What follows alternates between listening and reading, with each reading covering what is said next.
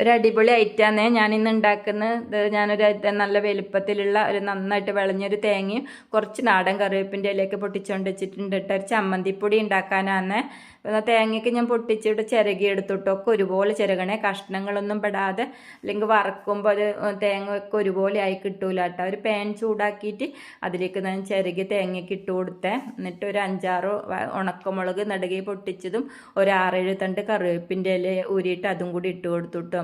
ഒരു 3 മിനിറ്റ് സമയം ഞാനിത് ഹൈ ഫ്ലെയിമിൽ ഇട്ടിട്ട് തന്നെ നന്നായിട്ട് ഇളക്കിയെടുത്തേ, തേങ്ങയുടെ വെള്ളമൊക്കെ വറ്റണവരെ. പിന്നെ ഞാനത് ഒരു മീഡിയം ഫ്ലെയിമിലാണ് കേട്ടോ വറുത്തത്.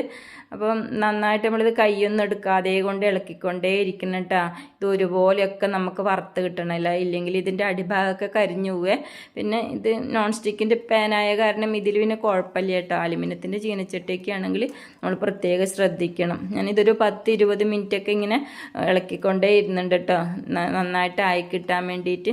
ഇത് കുറച്ചധികം കറിവേപ്പിൻ്റെ ഇല ഉപയോഗിക്കുന്ന കാരണം ഇതിന് വേപ്പിലൊക്കെ ഇട്ട് ചമ്മന്തിപ്പൊടി എന്നൊക്കെ പറയാറുണ്ട്. അപ്പോൾ അത് ഞാനിത് നന്നായിട്ടൊന്ന് വറുത്തങ്ങ് എടുത്തു കേട്ടോ. ഏകദേശം ഒരു ബ്രൗൺ കളറാവുന്ന വരെ വറുക്കണേ. നമുക്കിത് ദോശയ്ക്കും ഇഡ്ഡലിക്കും ചോറിനും ഒക്കെ കൂട്ടി കഴിക്കാൻ പറ്റുന്ന ഒരു അടിപൊളി ചമ്മന്തിപ്പൊടിയാണ്. ഞാനിത് നന്നായിട്ട് ഏകദേശം ബ്രൗൺ കളറാവുന്നവരെയൊക്കെ വറുത്തിട്ട് പിന്നെ ഫ്ലെയിം ഓഫാക്കിയിട്ട് പിന്നെ ഒരു മിനിറ്റ് സമയം വീണ്ടും ഞാനിത് ഇളക്കിയിട്ടോ, ഇല്ലെങ്കിൽ ഇതിൻ്റെ അടിഭാഗം പാനിൻ്റെ ചൂട് കാരണം കരിഞ്ഞു പോവുക. എന്നിട്ട് കുറച്ച് ചൂടാറിയിട്ട് ഒരു ലൈറ്റ് ചൂടോട് കൂടിയിട്ടാണ് ഞാൻ മിക്സിൻ്റെ ജാറിലേക്ക് ഇട്ട് കൊടുത്തത്. പിന്നെ ഒരു ചെറിയൊരു നെല്ലിക്ക വലുപ്പത്തിലുള്ള വാളൻപുളി പിച്ചി അതും കൂടി ഇട്ട് കൊടുത്തിട്ടുണ്ട്. ഒരു 1/2 ടീസ്പൂൺ ഉപ്പും കൂടി ജാറിലേക്ക് ഇട്ട് ഒരു സ്പൂൺ വെച്ചിട്ട് ഞാനത് ഇളക്കി കൊടുത്തിട്ടു. നമ്മൾ വെള്ളം ഉള്ള പാത്രങ്ങളൊന്നും ഇതിന് ഉപയോഗിക്കരുതിട്ട് സ്പൂണൊക്കെ നന്നായിട്ട് തുടച്ചിട്ടെടുക്കണേ. എന്നിട്ട് ഞാനൊരു മിക്സിയിലിട്ടിട്ടൊന്ന് 2 പ്രാവശ്യം കറക്കി എടുത്തിട്ടേ ഉള്ളൂ കേട്ടോ. ഒന്ന് പൾസ് ചെയ്തെടുത്താൽ മതിയേ. പക്ഷേ എൻ്റെ മിക്സീൻ്റെ ഈ ബട്ടണ് ഇത്തിരി കംപ്ലൈൻ്റ് ഉള്ളതാണ്.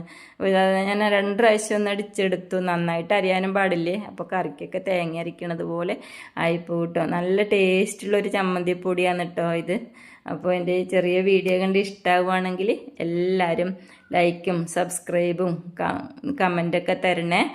സപ്പോർട്ട് ചെയ്യാൻ മറക്കരുത് കേട്ടോ. നാളെ ഞാൻ വീണ്ടും ഒരു വീഡിയോ ആയിട്ട് വരെ. താങ്ക്